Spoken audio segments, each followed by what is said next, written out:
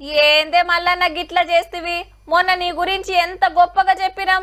పాలమ్మినా పూలమ్మినా కష్టపడ్డా అని మీ చరిత్ర అంతా యాద్ చేస్తిమి. మల్లన్న మాట అంటే మాటే, అస్సలే తగ్గడని. రాజకీయంలో నీ అంత బోలా మనిషే ఇంకోళ్ళు ఉండరు. అందరితో మంచిగా మెదులుతావు. నువ్వు లేని తెలంగాణ రాజకీయాలు ఊహించుకునుడే కష్టం అన్నందుకు ఫీల్ అయినవా ఎట్లా?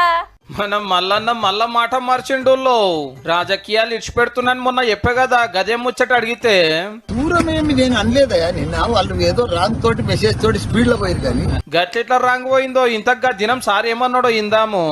నేను రాజకీయమే వద్దనుకుంటున్నా అన్నది బరాబరే, ఉల్టా మాట్లాడితే ఎట్లనే మల్లన్న. నువ్వు బీజేపీలోకి పోతావా తెలుగుదేశంలో పోతావా అని అడిగితే నేను ఏ దేశంలో పోను ఏ పార్టీలో పోను.